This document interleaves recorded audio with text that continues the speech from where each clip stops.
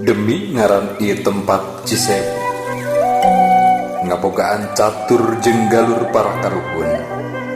Upami diguar nyuk-curug kapuhu bibit kawit ngudag mulan kababakan asal, moal rengse ku sapoe dicaritakeun, moal tamat ku sajam lamun dikotret.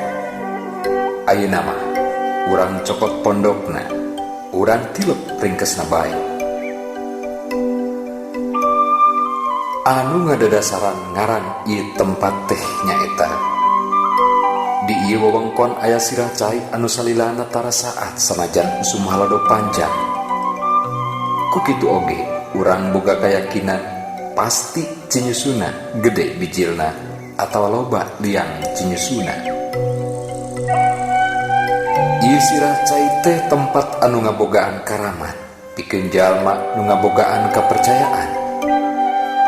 Tina unsur caina ngandung kabarokahan luar biasa, di antarana pikeun ubar jalma nu gering jasmani jeung rohani, hayang jadi pangagung, naek kalungguhan, muatan tali asih jeung rea-rea deui.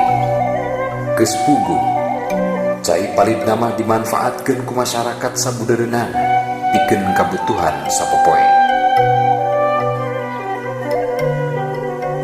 Mangrupakeun pusir dayana Cisewu, sabab cicingna di tengah-tengah wates kacamatan Cisewu, Bandung jeung Bungbulan. Nya dina papan marga ditulis wates kacamatan Cisewu. Guru tuduh marga Caang. Tah kutilu ieu hal ngahukuman gelarna ngaran Cisewu nu ngawancahan tina cai sarebu.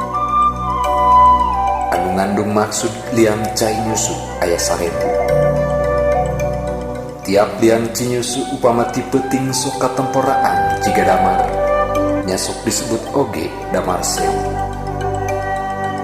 Atuh barokahna eta cai nyanding sarebu guna jeung manfaatna.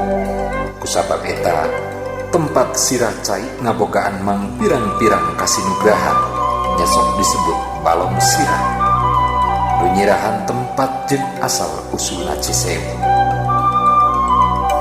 Tah sakitu ringkesna carita ngeunaan gelar asal jeung usulna Cisewu. Ditulis ku almarhum Bapak F. Saifuddin, budayawan Terang Urang Cisewu.